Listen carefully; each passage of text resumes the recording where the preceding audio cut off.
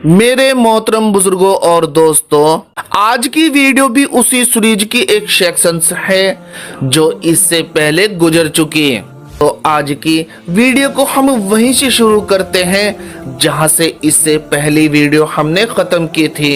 Islamic बातें 786 के साथ बने रहने वाले साथियों, कदीम बाबुल की फिजाओं में जब नमरूद ने इब्राहिम अलैहिस्सलाम को आग में डाला तो अल्लाह रब्बुल इज्जत के हुक्म से आग गुलो गुलजार हो गई। लिहाजा आप अलैहिस्सलाम महफूज सही सलामत उस आग से बाहर निकल आए। अलबत्ता आपने बाहर निकलकर नमरूद की इस्लाह और तौहीद के पैगाम को और बेहतर दलीलों के साथ उसे समझाने की कोशिश की। इब्राहिम अलैहिस्सलाम ने फरमाया, जिसने मुझे अपनी रहमत से आग की तबीयत से बचाया और अंगारों को फूलों में तब्दील कर दिया, मैं उस हस्ती को अल्लाह कहता हूँ जो चांद और सूरज को बनाने वाला है और वही सबको पालने वाला है। गरज नमरूद को अल्लाह की इबादत की तरफ बुलाया, मगर नमरूद की जहालत और गुमराही व अजीम सल्तनत की बादशाहत के गुरूर ने उसे अंधा कर दिया और उसे अल्लाह के इनकार पर खड़ा कर दिया। जब हजरत इब्राहिम अलैहिस्सलाम ने नमरूद से कहा, मेरा अल्लाह तो वो है जो जिंदा करने वाला है और मारने वाला है, इस पर नमरूद ने जवाब दिया, मैं भी तो जिंदा करता हूँ और जिसे चाहे मारता हूँ। इब्राहिम अलैहिस्सलाम ने नमरूद की आंखों में आंखें डालकर जवाब दिया, तूने भी तो मुझे मारने की कोशिश की, फिर क्यों नहीं मार पाया? और ए नमरूद, मेरा रब तो मशरिक से सूरज को निकालता है। अगर तू खुदा है जैसा कि तू दावा करता है तो मशरिक से सूरज को निकाल कर दिखा। ये सुनकर नमरूद गहरी सोच के साथ लाजवाब हो गया और झल्ला गया। अलबत्ता अपनी हठधर्मी और नाअक्ली की वजह से इब्राहिम अलैहिस्सलाम से कहने लगा कि तुमको फिर से मैं जंदान में डाल दूं, अभी आप यहाँ से चले जाओ और मैं तुम्हारे खुदा से अब लड़ाई करूंगा और फिर तुमसे बात करूंगा।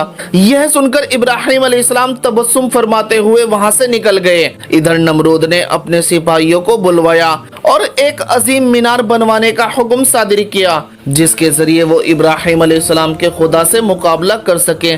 उसने मजदूरों को ये हुक्म दिया कि उस मीनार को इतनी बुलंदी तक तामीर किया जाए कि बादलों तक पहुंचा जाए ताकि वो इब्राहिम अलैहिस्सलाम के खुदा से जंग करके उसकी सल्तनत को फतह कर ले। नाज़रीन, जब ये मीनार तामीर हुआ और बादलों को मीनार छूने लगा तो नमरूद उस पर चढ़कर फिर से खुदाई का दावा करने लगा और आसमान की तरफ देखकर खुदा को ललकारने लगा और लोगों से कहने लगा कि आसमान का खुदा कुछ जवाब नहीं दे रहा है क्योंकि वो मेरा मुकाबला नहीं कर सकता। लिहाजा ये देखकर नमरूद को पूजने वाले उसके आगे सजदा रेज होने लगे। अजीजों, लेकिन नमरूद इस बात से बेखबर था कि बहुत जल्द वो अल्लाह के अजाब का शिकार होने वाला है और एक सख्त अजाब उस पे जल्द मुसल्लत होने वाला है। अल्लाह ने एक आसमानी फरिश्ते को नमरूद के दरबार में भेजा। उसने नमरूद को ईमान कबूल करने और ला शरीक माबूद पर ईमान लाने की दावत दी, मगर गुरूर तकब्बुर से चूर नमरूद ने इनकार कर दिया। फरिश्ते ने नसीहत करते हुए नमरूद से कहा, खुदा की अजमत, कुदरत और ताकत तेरी इस फौज से कहीं ज्यादा है। अगर वो चाहे तो तुझे अपनी सबसे कमजोर मखलूक के जरिए हलाक कर सकता है। लेकिन नमरूद ने खुदा से मुकाबला करने का इरादा तय किया। उसने कहा, मैं इब्राहिम के खुदा से मुकाबला करना चाहता हूँ। ये सुनकर फरिश्ते को हंसी आई।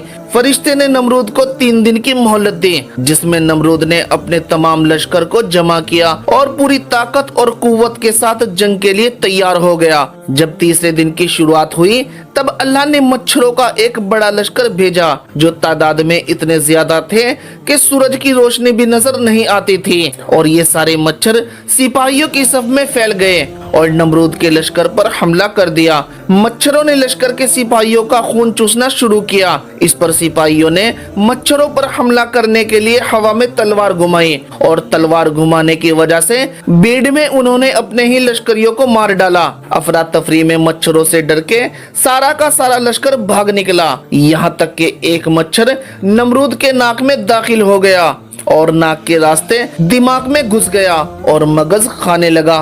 दर्द की शिद्दत से नमरूद पागल हो गया। उसने अपनी तकलीफ खत्म करने के लिए अपने सिपाहियों को सर पे डंडा और थप्पड़ मारने को कहा।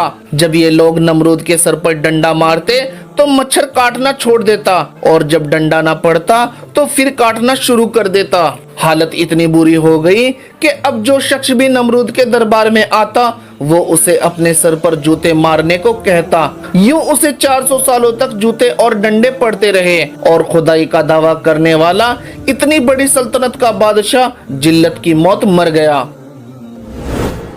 अजीजों, इधर इब्राहिम अलैहिस्सलाम को अल्लाह ताला ने और लोगों तक पैगाम हक की रोशनी को फैलाने के लिए हिजरत का हुक्म दिया। लिहाजा इब्राहिम अलैहिस्सलाम अपने भतीजे लूत और उनकी फैमिली को लेकर रवाना हुए और चलते चलते आप सभी हारान पहुँचे। वहाँ के लोगों में आपने तबलीग की और फिर कुछ अरसा गुजारने के बाद अब आपको मिस्र की जानिब हिजरत का हुक्म दिया गया। अलबत्ता आपने एक बार फिर सफर शुरू किया। कुछ दिनों चलने के बाद हिजरत के दौरान सफर में एक मशहूर शहर के जिसका नाम खजाइना नवाजा था, वहाँ आप सभी ने क़ियाम किया। एक सुबह आपने वहाँ देखा कि सब लोग महल की तरफ जा रहे हैं। इब्राहिम अलैहिस्सलाम ने एक शख्स से पूछा, ये सब लोग कहाँ जाते हैं? तो उसने बताया कि यहाँ की मशहूर शहजादी निहायत खूबसूरत है और कई मुल्कों के शहजादे उसके लिए रिश्ता लेकर आ रहे हैं। जिसे वो पसंद करेगी उसके गले में फूलों की माला पहना देगी,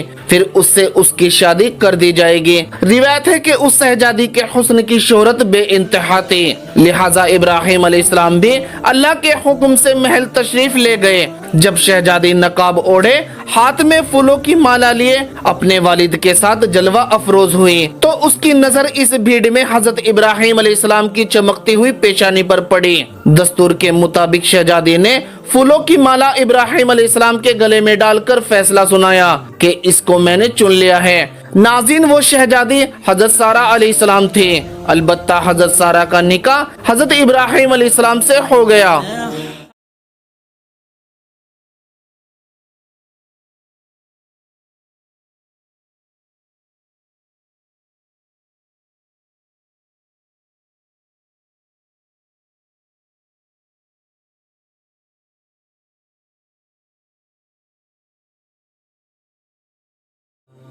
शादी के बाद बादशाह ने बेइंतहा जानवर धन दौलत अपनी बेटी को देकर रवाना किया। फिर हजरत इब्राहिम अलैहिस्सलाम अपनी बीवी हजरत सारा को लेकर अपने वफद अपने भतीजे लूत अलैहिस्सलाम के पास आए, जहां उन्होंने आपस में मोहब्बतों का इजहार किया। फिर उन्होंने अल्लाह के हुक्म से लूत अलैहिस्सलाम और उनकी फैमिली को बस्ती सदून की तरफ जाने का कहा ताकि वहाँ के लोग भी अल्लाह को मानने वाले बन जाए। लिहाजा लूत अलैहिस्सलाम ने बस्ती सदून की तरफ हिजरत की और इधर इब्राहिम अलैहिस्सलाम हजरत सारा को लेकर मिस्र की जानिब चले गए। अजीजों, उस वक्त मिस्र में किब्तियों की हुकूमत थी और किब्तियों के इस बादशाह को फिरौन के लक़ब से पुकारा जाता था। उस वक्त आमर बिन कैश रैयान वहाँ का फिरौन था जो निहायत अय्याश, जालिम और जाबिर शख्स था। किसी ने बादशाह को यह बताया कि हमारे शहर में एक वफद आ रहा है जिसके साथ एक हसीन व जमील और खूबसूरत औरत है।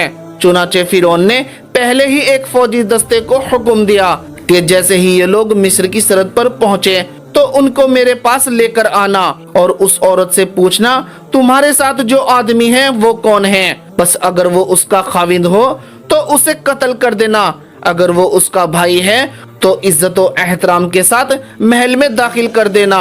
उधर बादशाह ने अपने कारिंदों को ये हुक्म दिया। इधर अल्लाह ताला ने इब्राहिम अलैहिस्सलाम की तरफ वही फरमाई। इस पर इब्राहिम अलैहिस्सलाम ने हजरत सारा से कहा, देख अगर वो बादशाह मेरे बारे में तुमसे पूछे तो बता देना कि तुम मेरी बहन हो। और कहा, ए सारा, इस रुए जमीन पर मेरे और तेरे सिवा कोई मोमिन नहीं है, लिहाजा ये काफिरों की सरजमीन है, इस लिहाज से तुम मेरी दीनी बहन हो। मिस्र में कदम रखते ही वो वाकया रोनुमा होगा। बस जैसे ही इब्राहिम अलैहिस्सलाम और आपकी बीवी हजरत सारा मिस्र में दाखिल हुए तो फिरौन के सिपाहियों ने उनको गिरफ्तार कर लिया और महल में लेकर आए। उन्हें महल के सबसे खूबसूरत कमरे में ठहराया गया। बादशाह पहले ही सारा अलैहिस्सलाम के हुस्न के बारे में अपने कारिंदों से आगाह हो चुका था, अलबत्ता उसकी नीयत पहले ही खराब हो चुकी थी। अब उसका इरादा और ज्यादा बुरा हो गया। बादशाह ने हुक्म दिया कि उस औरत को शाही लिबास पहनाकर मेरे सामने लाया जाए। नाज़रीन, हज़रत सारा अलैहिस्सलाम न सिर्फ हसीन और जमील खातून थी बल्कि आप शर्म और हया की पैकर थी और दिल में ईमान कूट कूट कर भरा था। चुनाचे सारा अलैहिस्सलाम बादशाह के तलब करने पर उनके दरबार में तशरीफ ले गई। बादशाह ने जब उन्हें देखा तो खुद पर काबू न रख सका और बुरे इरादे से उन्हें पकड़ने के लिए आगे बढ़ा। हजरत सारा ने उस वक्त अल्लाह को पुकारा, लिहाजा जैसे ही फिरौन आगे बढ़ा उसके कदम जमीन में धंस गए। बादशाह बदहवास हो गया और जल्दी से बोला, तुम मेरे लिए अपने माबूद से दुआ करो, मैं तुम्हें कोई तकलीफ नहीं पहुंचाऊंगा। अलबत्ता सारा अलैहिस्सलाम ने अल्लाह रब्बुल इज्जत की बारगाह में दुआ फरमाई कि ऐ कायनात के बादशाह रब्बुल इज्जत, अगर ये मर गया तो कहा जाएगा कि मैंने इसे कत्ल किया है और ऐ अल्लाह तू इसे आजाद कर दे। इस दुआ के बाद अल्लाह ने उसे आजाद कर दिया, लेकिन जैसे ही जमीन ने उस बादशाह को छोड़ा तो वो दोबारा सारा अलैहिस्सलाम की तरफ बढ़ने लगा। लिहाजा हज़रत सारा ने फिर से दुआ की कि ऐ अल्लाह मुझे इस काफिर के नापाक इरादे से महफूज रखे। चुनाचे वो फिर से कांपा और उसके पांव जमीन में धंस गए। बादशाह फिर से माफी मांगने लगा तो हज़रत सारा ने फिर से वही दुआ की और बादशाह इस दफा भी अजाब से बच निकला। अलबत्ता बादशाह समझ गया ये कोई आम खातून नहीं है। उसने तौबा कर ली और हज़रत सारा को इज्जत और एहतराम के साथ रुखसत कर दिया। यहाँ तक कि उसने एक खादमा के जिसका नाम हाजरा था उसे भी हज़रत सारा को पेश किया। हज़रत सारा हाजरा को साथ लेकर इब्राहिम अलैहिस्सलाम के पास तशरीफ लाई तो देखा आप नमाज में मशरूफ है। फारिग होकर आप अलैहिस्सलाम ने बीवी से सवाल किया कि क्या हुआ। सारा अलैहिस्सलाम ने जवाब दिया कि अल्लाह रब्बुल इज्जत ने काफिर के मकर को रद्द कर दिया और फाजिर की बुराई को उसके सीने में दफन कर दिया।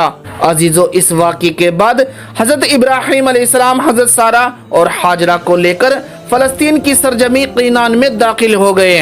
रिवायत है कि एक लंबा अरसा गुजर जाने के बाद जब 85 साल की उम्र में इब्राहिम अलैहिस्सलाम के यहाँ बीवी सारा से कोई औलाद न हुई तो हजरत सारा ने खुद इब्राहिम अलैहिस्सलाम से कहा कि आप हाजरा से शादी कर ले कि शायद अल्लाह ताला उन्हीं के जरिए से हमें औलाद अता फरमा दे। चुनाचे ऐसा ही हुआ और निकाह के बाद हजरत हाजरा हामला हो गई और इस्माइल अलैहिस्सलाम की पैदाइश हुई।